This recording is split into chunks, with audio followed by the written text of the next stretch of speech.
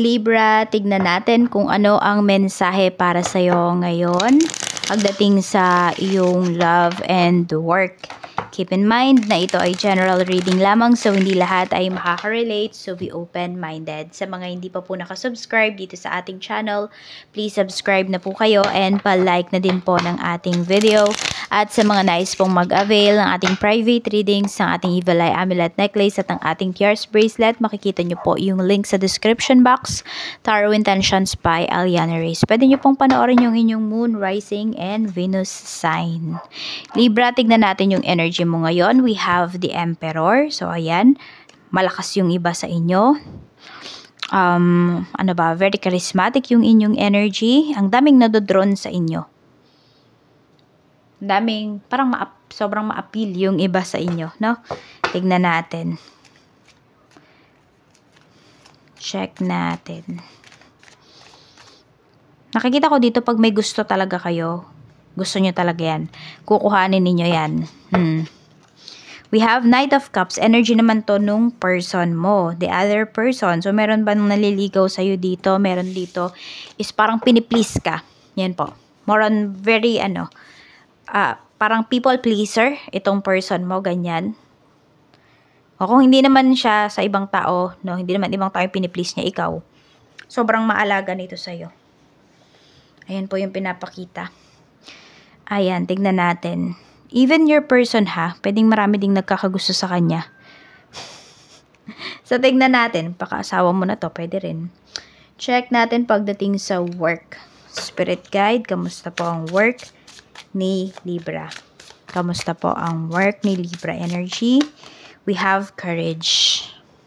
You are filled with courage and ready to face any challenge. Confidence and determination are your guiding forces. Ang ganda, no? Ng iyong energy pagdating sa trabaho kasi hindi ka natatakot na magsabi ng saloobin mo. Ayan, tsaka yun, pwedeng ikaw din yung isa sa mga pangmalakasan talaga na empleyado dyan sa trabaho. Parang lahat tinatry mo, ganyan. Hindi ikaw yung isang nasa sulok lang ba, ganyan. So, nag-e-explore ka rin dito pagdating sa work. Tingnan natin. Issues po pagdating sa trabaho. We have peace.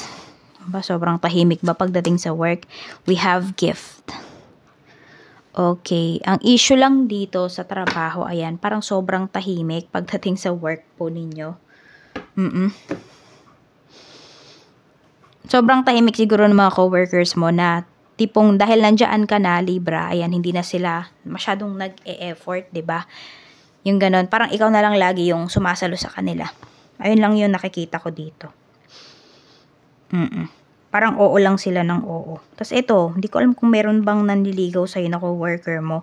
Kasi may gift tayo na lumalabas dito eh. Pero baka naman meron lang mga natutuwa sa'yo. May mga nagre-regalo sa'yo dito. Or pwedeng may mga co-workers ka na pag umaalis sila, pag nagbabakasyon sila, lagi silang may pasalubong sa'yo. Parang ganyan kagaan yung loob nila sa'yo.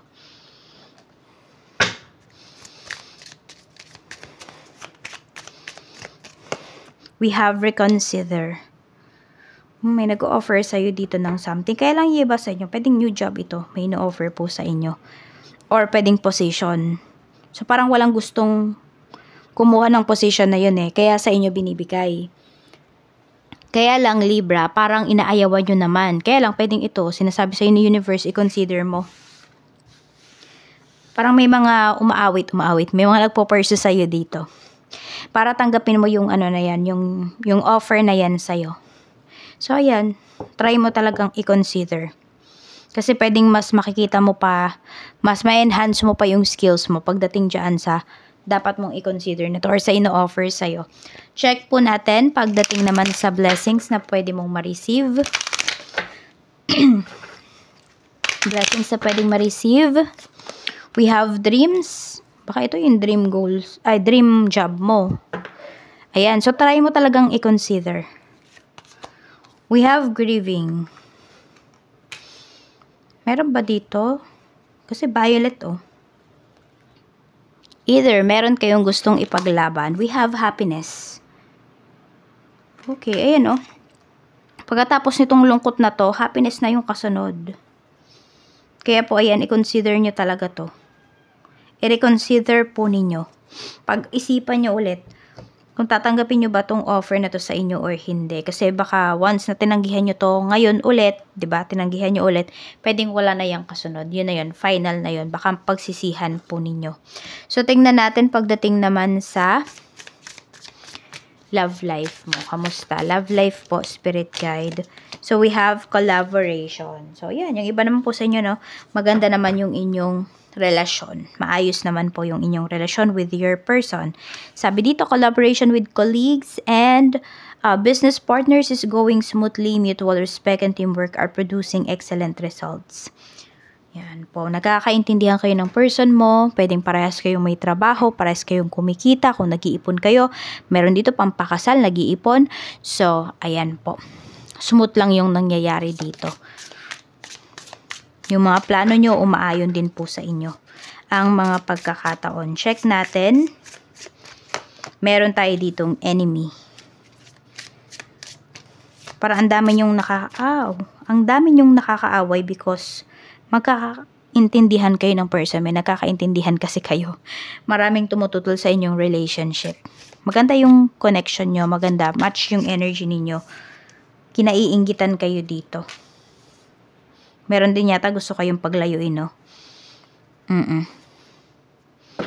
Mag-ingat kayo. Kasi ayan, may mga malisyoso na balita na pwedeng kumalat pagdating dito sa inyong relationship. Kaya mas patatagin nyo po yung trust ninyo sa isa't isa. Kasi baka may manira talaga. Tingnan pa natin ano pa yung mensahe. Mensahe pa po natin, spirit guide. Okay, tatlo ang lumabas. Sige. Opportunity. Yan.